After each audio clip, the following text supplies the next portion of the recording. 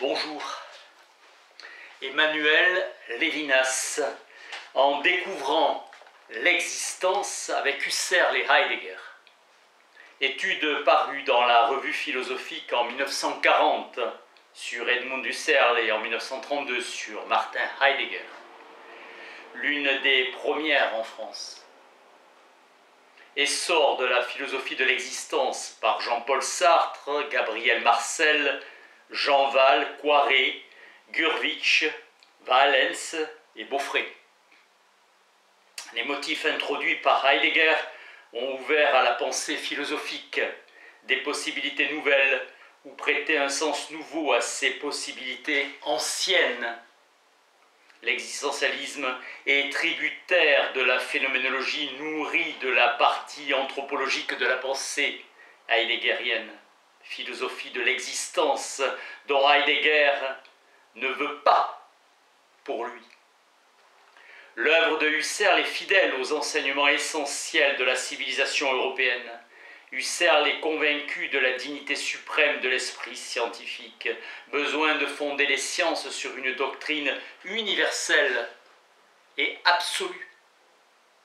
Descartes, il n'y a qu'une seule philosophie, une seule science réelle et véritable. La logique, science de la science, germe d'une mathésis universalis avec Leibniz. La philosophie véritable est l'œuvre des générations de philosophes. Pour Husserl, il s'agit moins d'assurer la certitude des propositions que de déterminer le sens que peut avoir la certitude et la vérité pour chaque domaine de l'être. Husserl envisage les incertitudes comme des modes positifs de la révélation de leurs objets. Il recherche la signification positive de leur vérité. La phénoménologie constitue pour l'homme une manière d'exister par laquelle il accomplit sa destinée d'esprit. L'esprit prend conscience de soi et assume la responsabilité de soi, sa liberté. L'homme concret entretient des relations avec la réalité concrète. Husserl veut apporter une philosophie générale de l'être et de l'esprit. La méthode phénoménologique est l'existence même de cette philosophie, idée kantienne que le sens d'une notion n'est pas épuisé lorsque les éléments qu'elle contient sont analysés avec clarté et distinction. Le concept possède une signification objective, une prétention à l'existence. Replacer les notions dans la perspective où elles apparaissent au sujet, souci principal de la phénoménologie. Dans la philosophie de l'arithmétique, Husserl remonte à l'acte spirituel par lequel le nombre est compris, il en saisit le sens.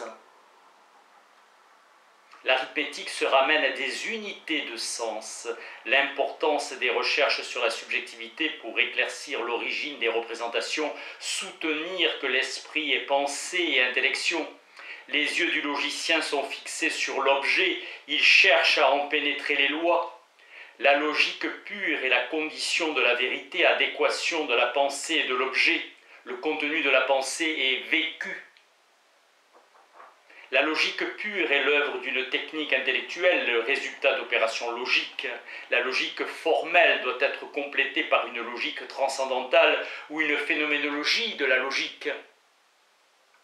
C'est la signification de la vérité, le sens d'être que découvre l'analyse phénoménologique, réfléchissant sur le sens dans lequel la pensée entend, pose et vérifie son objet. La connaissance s'achève dans un principe qui l'explique. Partant de l'intention de la pensée logique et de son sens, notion d'idéalité que la méthode découvre, l'intentionnalité caractérise essentiellement la conscience. Toute perception est perception d'un perçu, tout désir, désir d'un désiré. Le sens est caractérisé par le phénomène d'identification. Le senti, le voulu, le désiré ne sont pas des choses. La représentation joue un rôle prépondérant dans l'intentionnalité. Œuvre de Husserl. Il introduit l'idée que la pensée peut avoir un sens, viser quelque chose d'indéterminé. Toute intention est une évidence qui se cherche. À la base se trouve la représentation, concevoir la vie spirituelle sur le modèle de la lumière.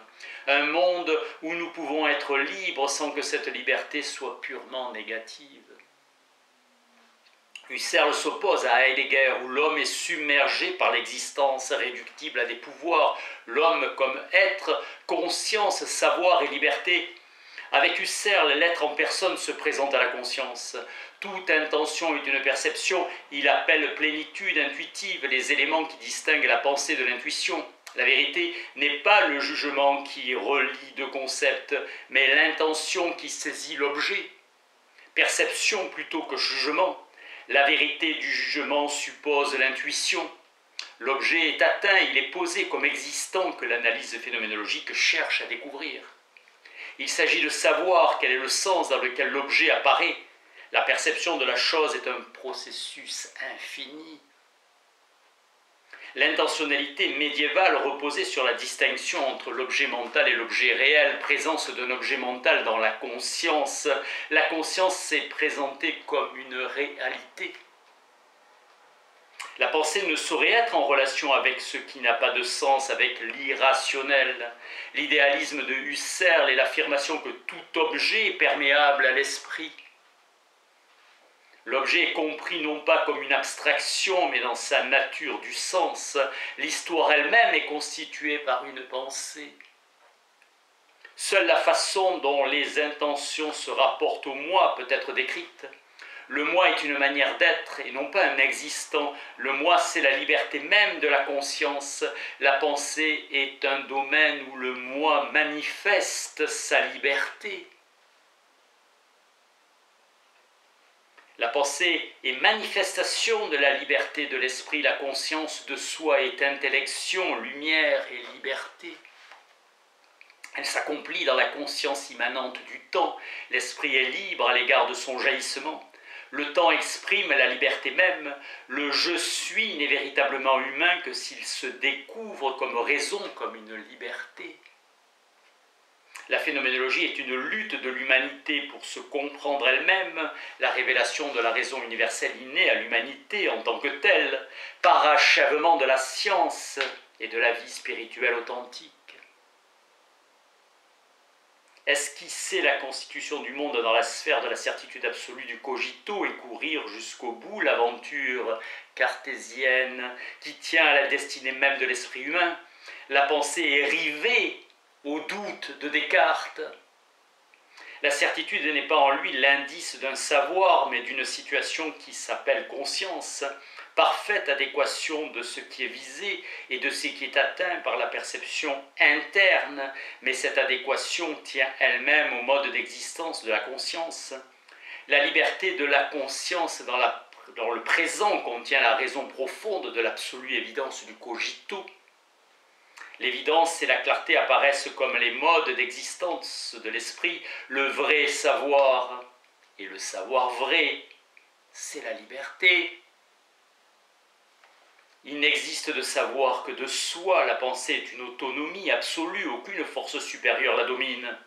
La phénoménologie de Husserl est une philosophie de la liberté qui s'accomplit comme conscience et se définit par elle. Une liberté qui est l'activité d'un être.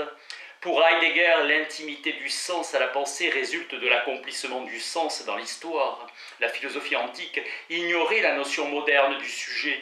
La structure du sujet est déterminée à l'aide de notions ontologiques.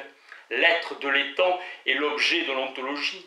La compréhension de l'être est la caractéristique et le fait fondamental de l'existence humaine. Le trait fondamental de la philosophie heideggerienne, l'essence de l'homme, est en même temps son existence. Ce que l'homme est en même temps sa manière d'être. La compréhension de l'être est purement contemplative, illumination au mode d'existence du Dasein. Comprendre l'être, c'est exister de manière à se soucier de sa propre existence. La finitude contient le principe même de la subjectivité du sujet. Le monde équivaut à l'ensemble des choses qui découvrent la connaissance. Être, c'est comprendre, l'être, c'est exister, être là, c'est se transcender.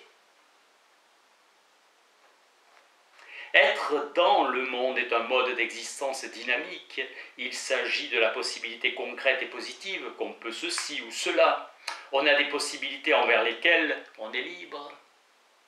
La base de l'existence n'est qu'un pouvoir de saisir ou de manquer ses propres possibilités. Être ces possibilités, c'est les comprendre. Constatation pure et simple de ce qu'on est. Toute compréhension se fait dans une disposition affective. L'angoisse et compréhension. La compréhension n'a pas affaire à un objet, mais au projet d'un horizon où la chose apparaîtra. Moi, être humain, tout ce que je fais, tout ce que je pense est une façon de saisir ou de manquer, mode déficient du saisir, les pouvoirs-être auxquels je suis voué. Exister, c'est se soucier de l'existence, par là aussi la notion du sens et du sens de l'existence. L'angoisse nous découvre le souci dans l'unité de ses structures. La philosophie de Heidegger renoue avec la grande tradition de l'Antiquité en posant le problème de l'être en général et répond à la préoccupation de la pensée moderne de rendre à la personne la maîtrise de son destin. La phénoménologie, c'est l'intentionnalité remontée vers la vérité et montrer des êtres représentés dans leur surgissement transcendantal. Le moi pur est une transcendance dans l'immanence. Dépasser l'intention, penser plus qu'on ne pense, affirmer l'intentionnalité comme union de l'âme et du corps, c'est mettre la spiritualité de la conscience dans le mouvement. La conquête de l'être par l'homme à travers l'histoire, voilà la formule à laquelle se ramène la liberté, l'autonomie, la réduction de l'autre au même. Pour Heidegger, la liberté de l'homme dépend de la lumière de l'être. Autrui n'est pas simplement une liberté autre. L'être entre dans la sphère de la connaissance vraie. Dans le désir, le moi se porte vers autrui de manière à compromettre la souveraine identification du moi avec soi-même. La relation avec autrui me met en question, me vide de moi-même. Être moi signifie ne pas pouvoir se dérober à la responsabilité.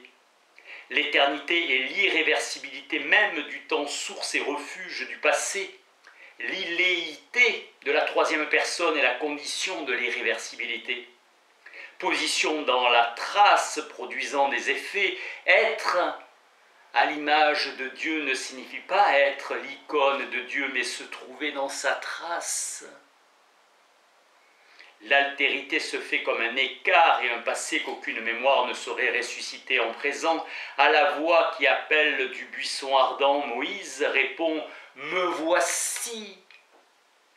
mais n'ose pas lever le regard. Le désirable du désir est infini, il ne peut précisément pas se donner comme fin.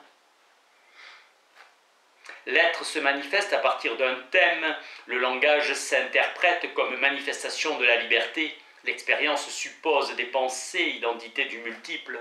Dans la sensation gustative, l'intentionnalité est ouverture sur la saveur et suppose le détachement du gustateur, du dégustateur.